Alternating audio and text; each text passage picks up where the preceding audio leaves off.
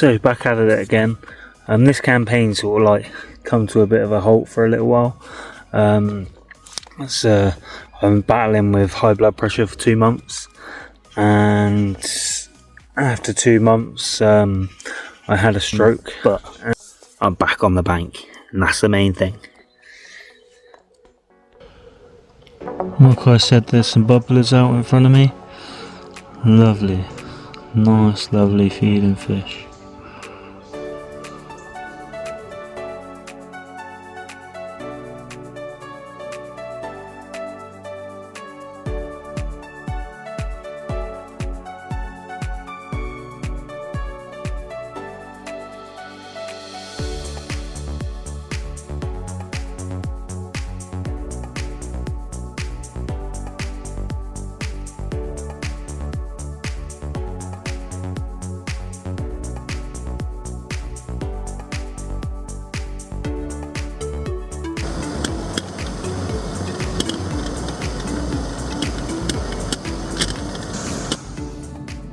So there's the first fish of this lake. Lovely looking tinker. Yup, chock, bosh.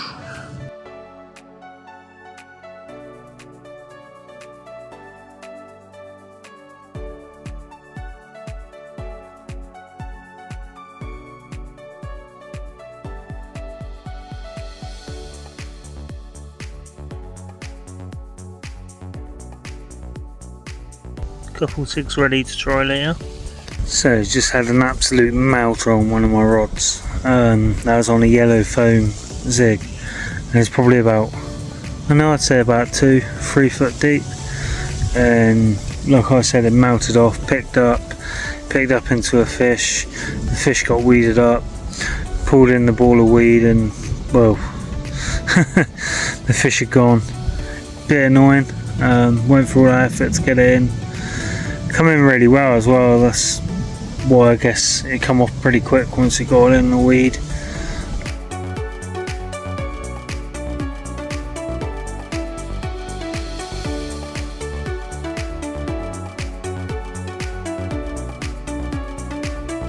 So I've come for my next overnight session. I've done that first quick walk around, and now I've decided on where I'm gonna go. So grab the barrow, come back round. I've picked the first swim, and well, technically it's the second one because there's one here as well. And anyhow, this is known as the spit swim, also as the island swim. It's on the what I call the forgotten sandpit, and it's a bit of a ball ache to get your gear down it. Like, you got to either carry it down from the top or unload the barrow at the top and load the barrow back up at the bottom. But it's definitely worthwhile because you can literally see both sides. That's what I'm going to do. This is where I had the tenture last weekend, was over there. So I'm going to stick that back out. That was at about 12.5 wraps. That was a nice spot, nice donk over there. And then I'm also going to put one against that reed line. That is a known spot with a few people I know, and I've seen some nice captures come out of there. And against the reed line at the edge over there, that's where I had the take on the zig. Unfortunately, as a hook pull, the zig come back all in one piece, so it was definitely a hook pull, but it was a ripper, unless something went through the line, but I think it's more than likely a hook pull. Yeah, so I'll have a quick another look over the zig, because I was packing up last time when I had that. Literally just started putting everything on the barrow, and that ripped off. But my third rod, I'm going to go and put over those lilies. I know the fish hang around over there. Every single time I've been down with a drone, I've seen some over there. The fortunate bit, obviously, is that is the furthest swim. But I know they patrol the whole way along that reed line up there. But like I said, I might stick one over there, but if an angler comes in that peg there, I will have to reel in. I'm not going to be the awkward angler and argue with him because I was there first. That is his water. But like I said, this is a park lake. I'm sort of a little bit out of the way because the dog walkers tend to walk over there with the dogs, and there is a swim over there they tend to go to. So as long as I stay away from them, it's not too bad, because I don't really want to get that hassle with a dog going through my rods in my pod. Well, I probably won't do the pod, I'll probably do bank sticks in the water. But yeah, so fingers crossed we can get another one. All I know is effort equals reward, so hopefully it happens. It's not every day you catch a tench this size. Look at the size of that. Beauty. Absolute beauty. Weapon. Such a cool fish. So cool. Beaut. I don't mind catching these all day. Especially when they're that size. Beaut. Another monster tinker. This one probably about £5. Pound less than the one I had last night. But last night. Still 1 in the morning. So I literally slipped this one back. I shan't do photos. But no, I do not mind catching tinkers like this.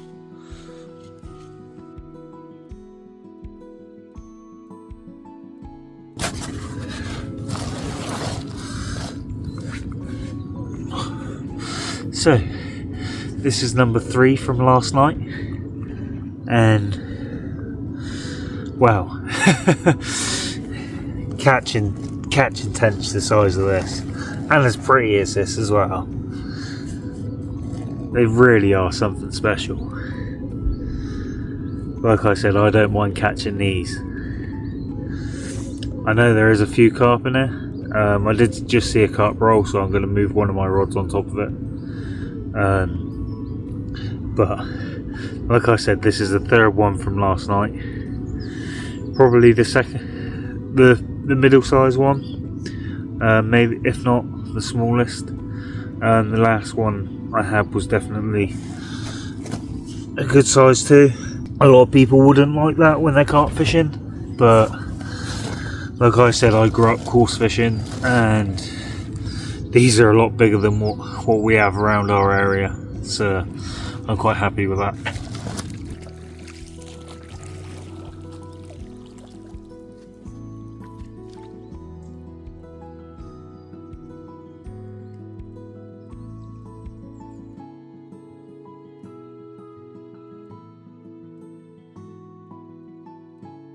So back again, and this time on the other side of the lake. Bit of a trek round, but that's alright. And well, I'm got the old baiting pole out. I'm sticking against the lilies over there in the corner.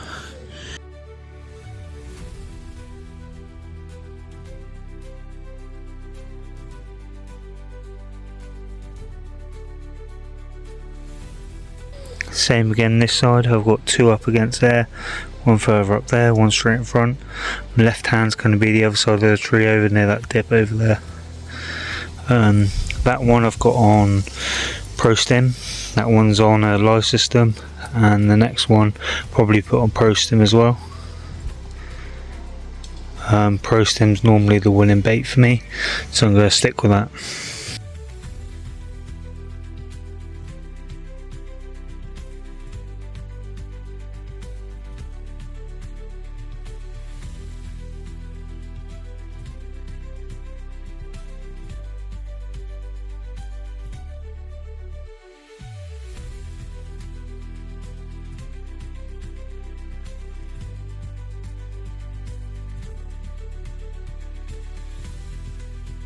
Wet sling, nice one.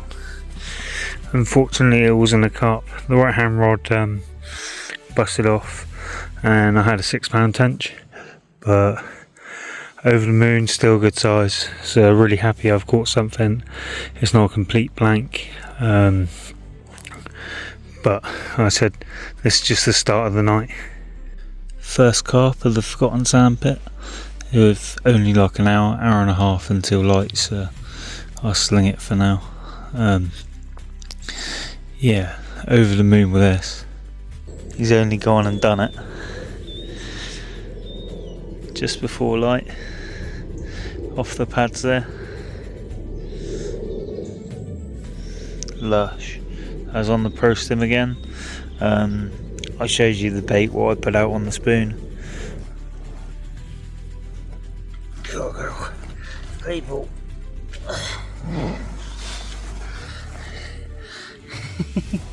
This is my first carp from the Forgotten Sandpit, and well, I'm so happy. All the hard work through the close season. Obviously, I was ill for a few months, but it obviously took a liking to the Pro Stim as well as the tench.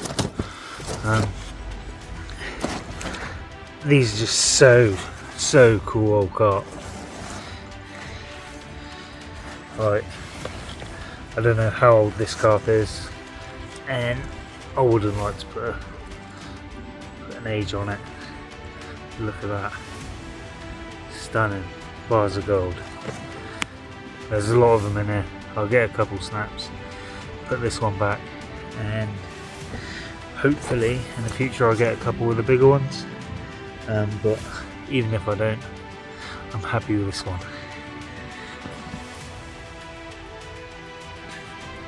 As you can see, there's nothing hidden. A few lysistern, there is some Pro Stim underneath as well. Particle, sweet corn, bit of glug on top. Inline lead, nice short rig, hard hooker on the end. And that's where I normally fish, a little bit of tubing on the end of the inline. And bosh, look at the size of these, man. Hell of a rudder. Absolutely gorgeous.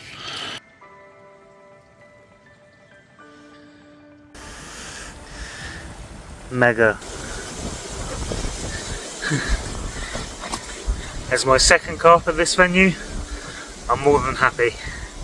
They're just over £21, my last one at 17. This is just the icing on the cake. I've only been here a few hours, so hopefully this is the first of a couple. But even this one has made the trip, as I've always had tench. It's just stunning. Look at the colours. This is on the Pro Stim on the nice clean glass spot. Lush.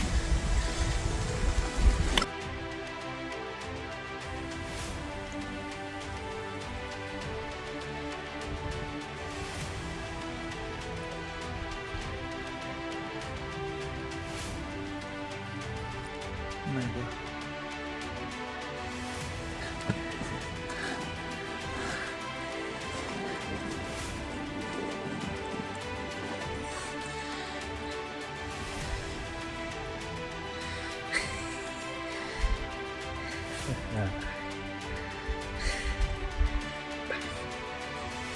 Mega.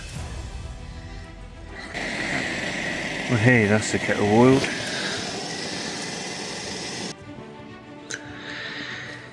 Yes, there's a blessing. I caught two last night. I lost one to hook pull, so that makes it 2-1 for this 24 hour. Like I said, I'm more than happy, especially with two. Normally I'm lucky if I get one. Well, considering I've done five sessions, that's 3 carp and 9 tench now. The tench will die back now, because it will not die back, but slow down now because it's gone a bit colder. So hopefully that means the carp are out the play, and this session has definitely proved that.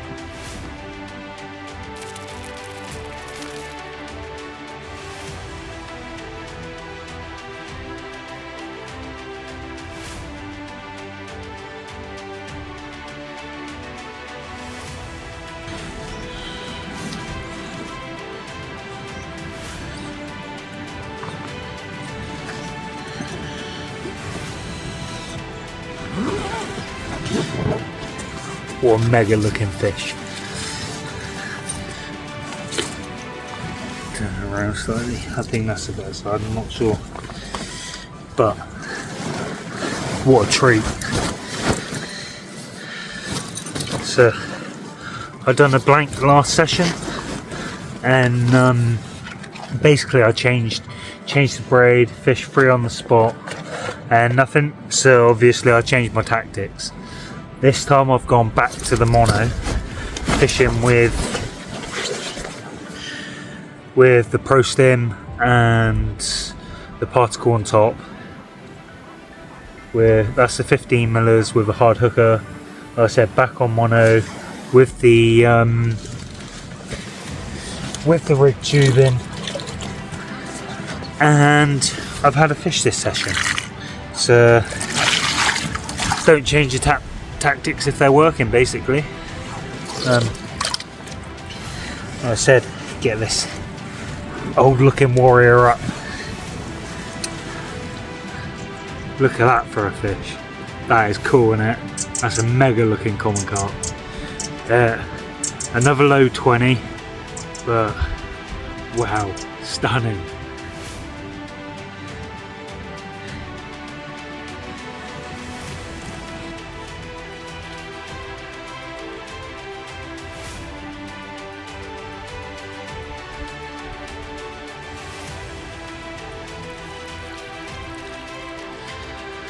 So, this is the rig that I caught that fish on.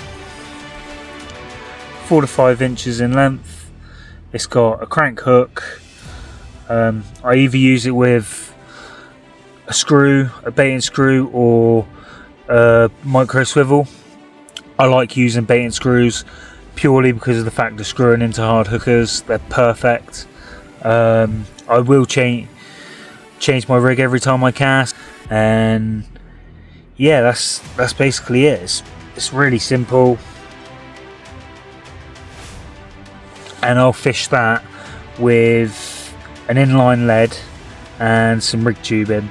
And I love the Hauler's rig tubing because it's made of tungsten putty and it just lays flat against the lake bed. So I'll keep with that.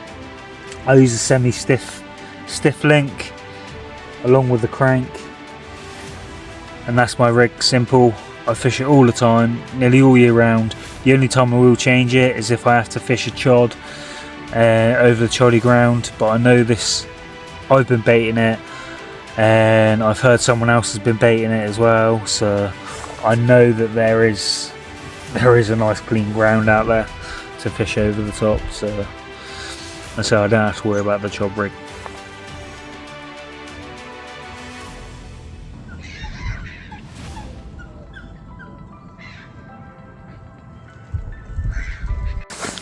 Not a beast, but wow, what a cool looking character. Such an old bizarre looking fish.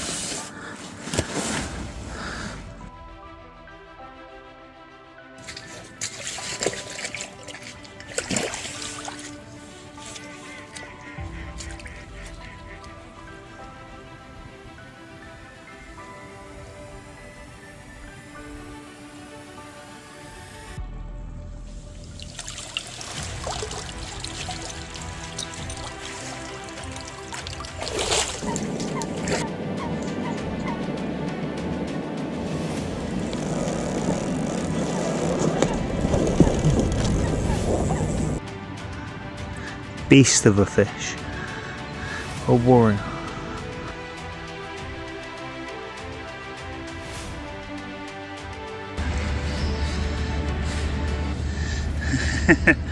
So, after getting done twice and having a recapture last night, I'm just redoing the rods this morning, redone 2, and just as I was about to redo the 3rd, the bobbin pulled up tight, and I had this lovely old warrior, just over, were about £29.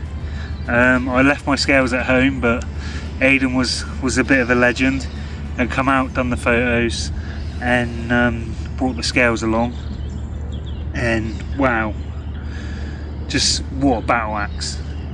hell of a fish, good size, and the work's paying off anyway. Like I said, it's just definitely worthwhile. Fell to a post in on a quarter crank hook. Lovely.